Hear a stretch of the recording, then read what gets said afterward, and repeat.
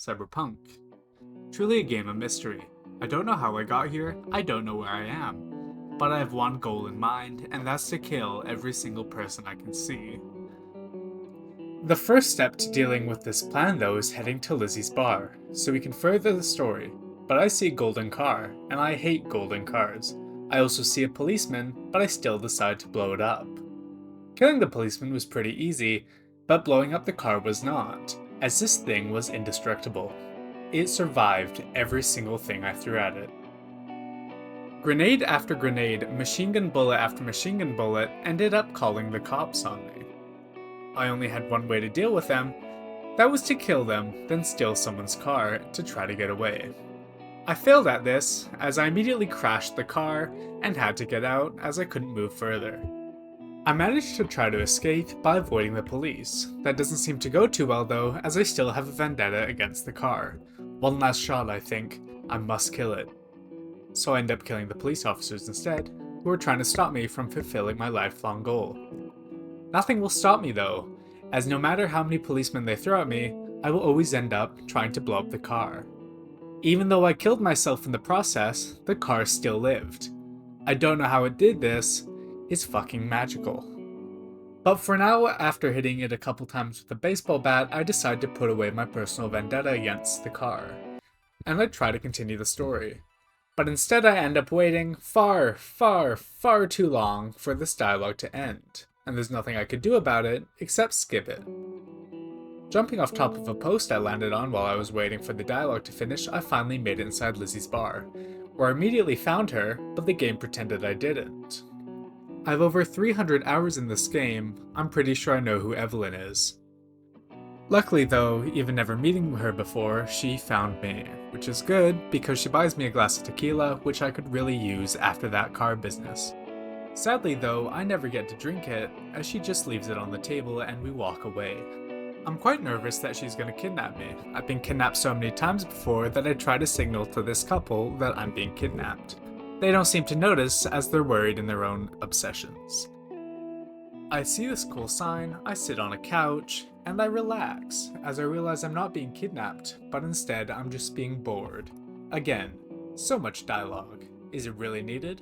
Probably not.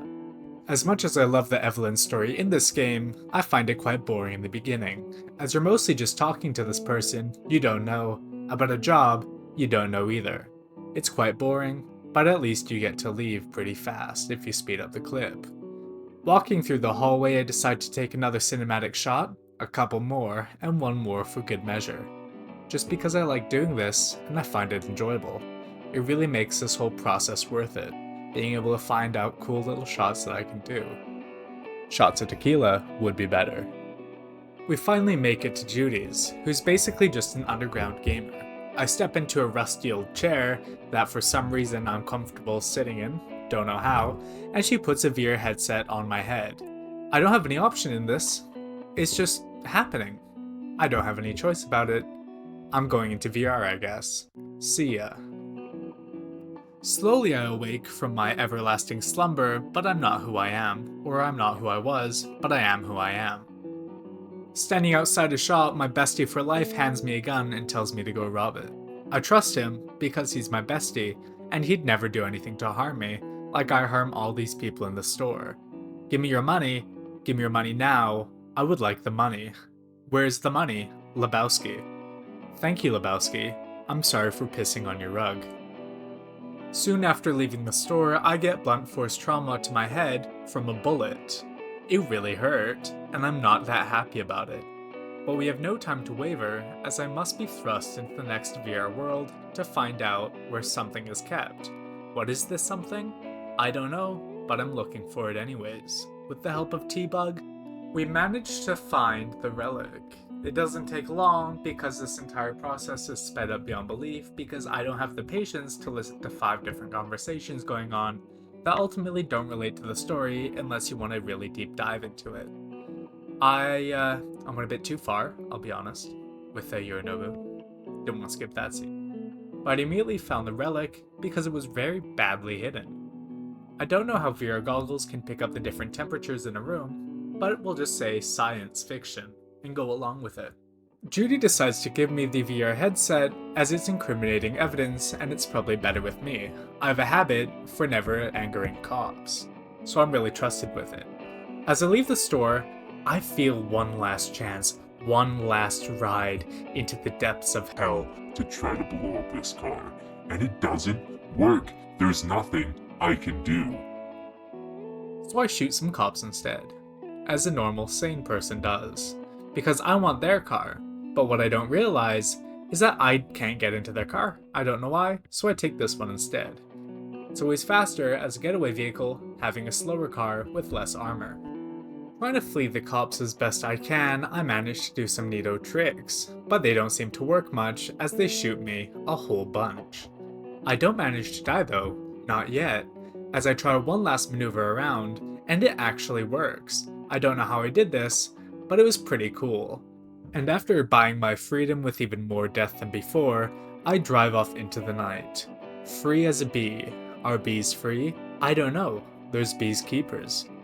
There's bees knees. I don't know what a bee's knees is, but what I do know is that this car must go. It's got all my DNA in it, and I really want to blow up a car. And finally, after hours and hours of fighting off cops and blowing up cars, or at least attempting to blow up cars, I finally make it into the afterlife. The famed club for all the famous people, but only the bad famous people.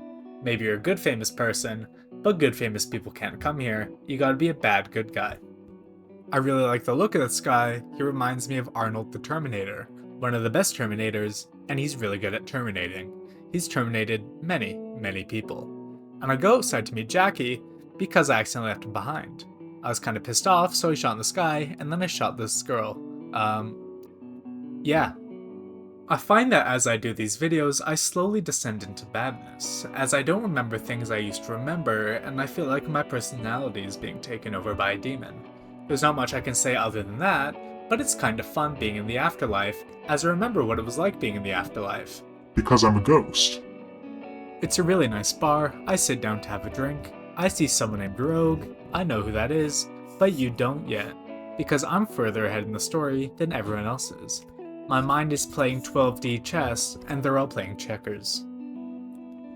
The afterlife bar was pretty normal, other than the people floating in tubes, but we don't talk about that much. I put on a snazzy suit and I sit down to have a rough conversation about taxes. We're slowly thrust into the plan as we learn that we have to infiltrate a plaza.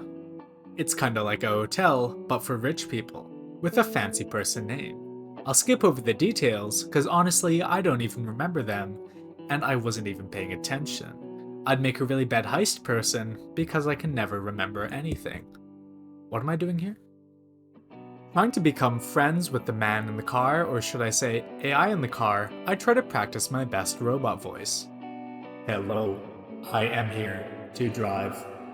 Car, beep boop, bop, beep boop. Hello, Mr. Wells. He looked really impressed as he got in the car. I'm assuming that was a compliment. And while we're driving, the craziest thing happens. I yell at all his dreams, then I put a gun in a box. Just the normal stuff every Tuesday.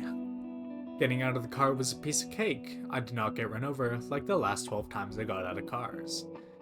That's why I have a personal vendetta against them, and I decided to sneak up on Jackie Wells, but I think he saw me coming.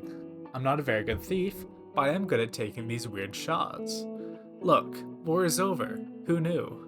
He didn't pass the security check because he was carrying a big gun. That's usually big no-no in hotels, and the reception lady agrees with me, as she says we're supposed to head upstairs, but then I catch this conversation. I really like it, and it's creepy. Oh wait, now it's playing. What? Taking this seriously. Seduce the world's most expensive model. I did not seduce her. I kidnapped her. Right after the... Holy shit. I was really not expecting that. I've played this game many times, and I've never heard that before. But now I'm wishing I brought my gun in with me so I could shoot that guy. I say hello to Hideo Kojima, then I head in the elevator going upstairs. I don't wait for Jackie Wells, instead I follow him. I'm kinda creepy and I'm kinda sneaky. He doesn't seem to notice me this time as my sneaking skills have improved. I changed the radio station in the hotel room to something more better. That works. And I immediately go into scanning for vents. It's truly a horrible job. I'm really scared by it because it's very intimidating. I take Jackie's head shard and I put it in my head. That's something that's never been said before, I hope. It'd be really weird if it has. I take the next few minutes scanning around hotel rooms, snooping on every single person I possibly can. It doesn't take long before I kill the main guy. I don't know who the main guy is or what he was doing, but I killed him.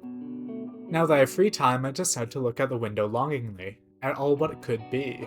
Look at that vast blue sea, wondering what could have been. There's so much more I wish to discover, but I'll look in a mirror for now.